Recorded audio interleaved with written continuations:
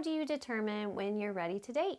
And when you are ready, how do you go about growing a successful relationship? We're going to talk about that this week on Love Ed with Julie and MJ. We've been breaking down this thing we like to call purpose-driven dating, which we define as Intentional time invested in one other person for the purpose of growing in intimacy that might lead to a lifelong, life-giving marriage. So this week we're focusing on the word growing, which Julie, actually, you like to grow things, don't you? I like it a lot. Like I'm like addicted to gardening She can stop all the time, She can stop anytime she wants. She just all doesn't day, want to. if I could.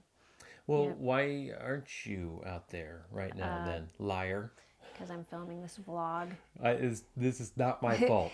And also it's cold. It's not the season for growing things. You can't grow whatever you want whenever you want, or I would do it if I could.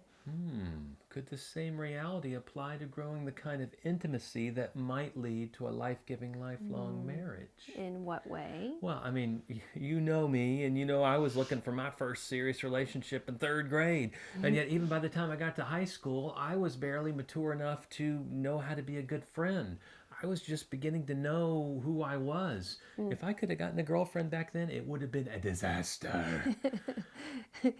So the first step in growing in intimacy is to check your own maturity level. Are you ready to grow the kind of intimacy necessary for a serious relationship, or do you need to learn more about friendships and learn more about who you are?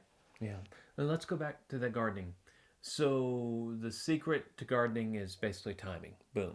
The end. How is that? Well, I mean, you just Secret. wait until the right time, and then you're golden. You plant the seed, and boom. Yeah, well, maybe it was like that before Adam and Eve messed it up for all the gardeners in the world. But in this fallen world, you got to tend to that, and you've got to make sure first that the soil is right. I have to prepare it. I have to check the pH levels. I've got to add compost. It's more work to prepare the soil than it is to actually plant the plants. And the same thing is true in dating. There is just no magic age or life stage when you can just start dating. Maturity is not the same thing as puberty. It is not automatic. That's why in our Date Night Advice blog, I actually share 6 prerequisites that you want to meet before you even think of starting to date. 6 marks of maturity or personal development areas, if you will, that will set you up for a fun and meaningful dating life. And we can plant that in the comment section below. See, she just... Okay, So we'll do that. But back to the garden. So you wait until the right time, and then you do the work of preparing the soil and everything in advance. And then you plant the seeds, and God works his magic from there, the end. Oh, sure. If you want your harvest to be taken over by the weeds and the bugs, or how about the cats that are always digging in my garden, thinking it's their litter box? The cat lady's cats. Yeah, we love you, cat lady. I just don't like you cats in my box, Meow, meow. garden boxes. But anyways, no, obviously I have to tend to the plants and to the garden. Meow, in the same way, meow, meow, meow. When it comes to relational maturity, no one just arrives. You got to fight off the cats. So many believers have this.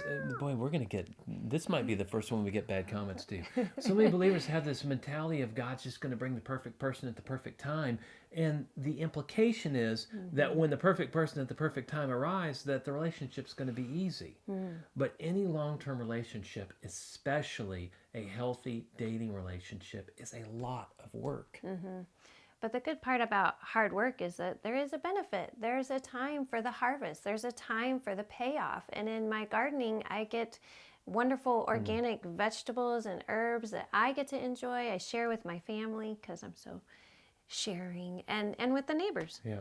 And in dating, the fruit is having a relationship characterized by clear communication, mutual understanding, trust, and yes, a whole lot of fun. Even though you're doing work, it should, you're both working together. It should feel good, right, in sync. So doesn't all this make you want to start your own garden? Yeah, we could put a link in the comment section to We're talking about gardening, how to growing start healthy your own relationships. garden. some gardening Why don't you books. tell them about the Beyond Sex and Salvation curriculum? Okay, yeah, you can. There's a link to that, and like the square foot gardening book. It's a great place to start. And making your own compost is awesome. So, okay, join us next week on Love Ed with Julie and MJ, where we'll share more on this topic.